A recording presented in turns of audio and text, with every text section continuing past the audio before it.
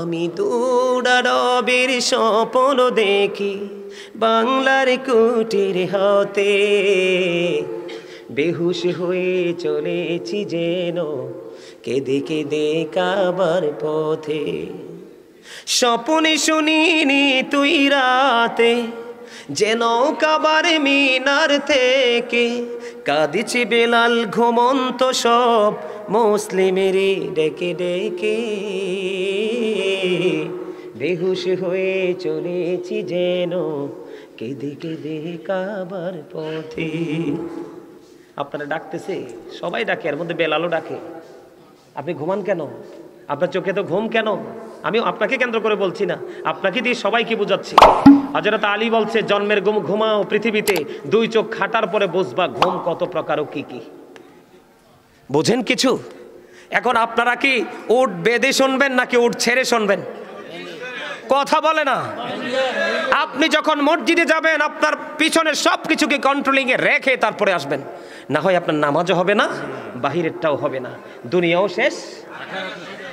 আর ঠিক সেই ক্ষেত্রে আপনার এই পৃথিবীতে পরকালে যদি আপনি দেখা করতে চান, আল্লাহর দিদার পেতে চান, রাসূলকে পেতে চান, হক্কানে আলেমদের সাথে প্রেম করতে হবে। নবীজি বলেছেন, আমার দিকে তাকান, যে রাসূলকে ভালোবাসলো সে যেন আল্লাহকে ভালোবাসলো, যে রাসূল প্রেমিক আলেমকে ভালোবাসলো সে যেন রাসূলকেই ভালোবাসলো। সুবহানাল্লাহ বলেন না। আর নেগেটিভ দিকে যদি যাই, যে রাসূলের সাথে বিদ্বেষ পোষণ করলো সে আল্লাহর সাথে বিদ্বেষ পোষণ করলো, আর রাসূল প্রেমিক আলেমের সাথে যে বিদ্বেষ পোষণ করলো সে রাসূলের সাথে বিদ্বেষ পোষণ করলো, তার ঠিকানা কোথায়? জাহান্নাম। Go to hell. আলহামদুলিল্লাহ বলেন না। আরে আরো জোরে বলেন না আলহামদুলিল্লাহ। কথা কি বুঝে আসছে? বন্ধু, আমার নবী আমাদেরকে এত প্রেম শিখিয়ে গেল, এত প্রেমময় রাস্তা দেখিয়ে গেল, আমরা তারপরও নবী বিদ্বেষ। আফসোস আফসোস। আপনি যত বড় ডক্টর হন, আমার নবীর সাথে যদি আপনার ভালো প্রেমের ডুরি না থাকে, আই ডোন্ট অ্যাকসেপ্টেবল। ঠিক কিনা বলেন? I hate you. আমি আপনাকে ভালোবাসতে পারবো না। আরে ভাই, আল্লাহ বলতেছে আমি আমার হাবিবের মাধ্যমে সৃষ্টির কাছে আমি প্রভুর প্রভুত্ব পৌঁছাই দিছি। হাদিসে কুদসি, লাউলাকা আলামা আজহারতু রুবুবিয়াতি, আমি যদি আপনাকে প্রকাশ না করতাম আমি প্রভুর প্রভুত্ব প্রকাশ হতো না। সুবহানাল্লাহ বলেন না। বন্ধুরে আমার, আমার যে মজার জায়গাটা এখনো বাকি রয়ে গেছে, একটু মন দিয়ে শোনেন। আমরা এখানে সবাই উপস্থিত হয়েছি, কেউ না কেউ কোনো না কোনো পাপ আমরা করে ফেলেছি। মনের মধ্যে উদয় হয়েছে দীর্ঘ 40 বছর পরে মনে হয় মাহফিলটা। কত বছর? আমার জীবনে বন্ধু মুন্সিগঞ্জে গেছি এক মাহফিলে, এরকম স্কুলের মাঠে মানুষ জায়গা হওয়ার মতো না। ওরা নাকি বক্তাদেরকে আলেমদেরকে পছন্দ করে না। আমি বললাম, আরে কোন জগতে আসলাম? যাওয়ার পরে দেখতে পাইলাম আপনাদের মতো ইয়াং মেন যারা, ওই স্যারের মতো ইয়াং মেন যারা আছে, ওরা বলতেছে 40 বছরের উপরে হয়েছে, 3-4 যুগ পার হয়ে গেছে। এমন মানুষ আছে জন্মের পরে মৃত্যু হয়েছে, তাদের এলাকার মধ্যে কোনো মাহফিল হতে তারা দেখেনি। তারা বলছে এইবার আমরা মাহফিল করব। বন্ধু, 1-2 মাস অবজারভেশন করতে করতে করতে করতে সর্বশেষে তারা আমাকে চয়েস করলো, প্রধান বক্তা হিসেবে গেলাম। বন্ধু, ওই বছর থেকে পর থেকে এই পর্যন্ত এখনো পর্যন্ত আর মাহফিল বন্ধ হয় না। প্রেমটা কত মজা দেখছেন নি? আসলে ঘুমন্ত মানুষটাকে জাগিয়ে দিতে পারলেই সাকসেস। ঠিক কিনা বলেন? ঘুমন্ত মানুষটাকে জাগিয়ে দিতে পারলেই কি সাকসেস। ঠিক না? ঠিক। আমরা জাগবো কি করে? এই জাগার জন্য আরেকটা স্কোপ আপনারা শিখে নেন, খুবই গুরুত্বপূর্ণ জিনিস। বন্ধুরে আমার, হাদিস শরীফের মধ্যে এসেছে, আমার নবীজি বললেন, তোমাদের পূর্বের একজন লোক হত্যা করতে করতে করতে করতে খুন করতে করতে করতে করতে 99 জন লোককে খুন করলো। নাউজুবিল্লাহ বলেন না। কতজন? 99 জনকে হত্যা করার পরে এবার ওনার মনের মধ্যে একটা চিন্তা আসলো, আহারে অন্যায়, আমাকে তো যেতে হবে। তার মনের মধ্যে বন্ধু অনুভূতিটা অন্যরকম হয়ে ফিরে আসলো। এবার তৎকালীন সময়ে তিনি একজন বুজুর্গ লোকের কাছে গেলেন। যাওয়ার পরে ওনাকে প্রশ্ন করলেন, আমি তো এক এক করে 99টা হত্যা করেছি। এই হাদিস বন্ধু বুখারী শরীফের মধ্যে 86 তার অন্যতম গ্রন্থ। যখন ওই ব্যক্তির কাছে গেল, বুজুর্গ লোকের কাছে গেল, হুজুর আমি এক এক করে 99টা খুন করেছি গো, আমাকে আল্লাহ তওবা করলে ক্ষমা করবে কিনা। এবার ওই বুজুর্গ লোক একটা ডাক দিয়ে বলল, রে তোমাকে আল্লাহ রাব্বুল আলামিন ক্ষমা করবে না।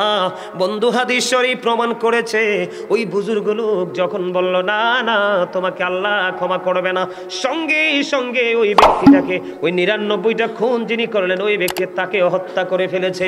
আওয়াজ তোলে বলেন আল্লাহু আকবার। 100টা হোক, 100টা খুন করলো বন্ধু, 100টা হত্যা করলো।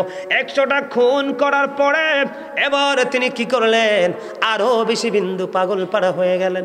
তওবা করব, আমাকে ক্ষমা পেতে হবে, আমাকে ক্ষমা চাইতে হবে, আমি ক্ষমাটা কেমন করে পাবো। এবার বন্ধু আরো বুজুর্গ লোকের কাছে সন্ধান মিলল। বুজুর্গ লোকের কাছে গিয়ে বললেন, বিস্তারিত ঘটনা তিনি খুলে খুলে বললেন, আমি এক এক করে একটা একটা করে 100টা খুন করেছি, আপনি বলে দেন গো আমার এই খুনের ক্ষমা আছে কিনা। এবার আল্লাহর প্রিয় লোক, বুজুর্গ লোক একটা ডাক দিয়ে বলল, অবশ্যই তোমার জন্য ক্ষমার দরজা খোলা আছে, তবে তোমাকে নতুন পথে হাঁটতে হবে। আপনি বলে দেন আমি কোন পথে হাঁটবো, আমি ক্ষমা চাই, আমাকে ক্ষমা খেতে পেতে হবে, আপনি বলে দেন আমি কোন পথে হাঁটবো। এবারে বন্ধু কি করলেন, ওই আল্লাহর প্রিয় বান্দা বললেন, তুমি যেখান থেকে ফিরে এসেছো তোমার নিজ এলাকা থেকে, জীবন যতদিন আছে ততদিন তুমি আর ওই এলাকায় ফিরে যেতে পারবা না। আমি তোমাকে একটা রাস্তা দেখিয়ে দিলাম, ওই রাস্তায় তুমি হাঁটতে থাকো, ওই জায়গায় চলে যাও, তুমি তোমার আপন গন্তব্যে আর কোনোদিন ফিরে যেও না। তুমি তোমার ওই আমি রাস্তাটা দেখিয়ে দিলাম, ওই রাস্তায় তুমি হাঁটতে থাকো। ওই রাস্তাটাকে, যেই জায়গার ঠিকানা আমি তোমাকে দিয়ে দিলাম, ওখানকার মানুষ শুধু আল্লাহর জিকিরে ব্যস্ত, আল্লাহ রাসূলের প্রেমে পাগল পারা, তুমি তাদের সাথে মিলিত হয়ে যাও, তাদের সাথে মিলিত হয়ে তুমি গোলামি করতে থাকো, আল্লাহ রাব্বুল আলামিন তোমাকে ক্ষমা করে দিবে।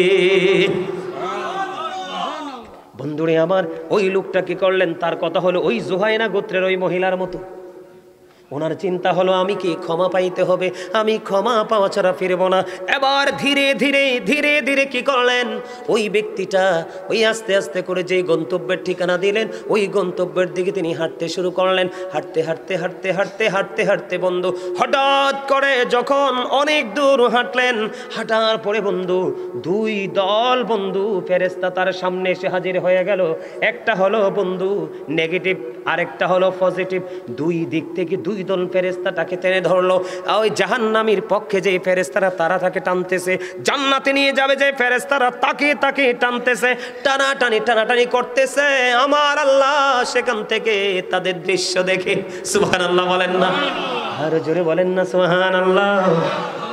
বন্ধু এবার কিনি কি করলেন, যখন টানা হেসরা চলতেছে, এই জান্নাতি ফেরেশতা বলতেছে সে পাপী, এর মতো পাপী কেউ হতে পারে না, আমরা তাকে আমাদের দেখে নিয়ে যাব। জাহান্নামী জান্নাতীরা বলতেছে সে পাপ করেছে তো কি হয়েছে, আজকে সে হেদায়েতের জন্য, ক্ষমা পাওয়ার জন্য আল্লাহর ভয় তার হৃদয়ের মধ্যে জাগ্রত হয়েছে, ওই জায়গাটাতে সে ফিরে আসার জন্য রওনা হয়েছে, তাকে আমরা জান্নাতে নিয়ে যাব। এইভাবে ফেরেশতাদের মধ্যে কথোপকথন, কথা কাটাকাটি বন্ধু চলতেছে।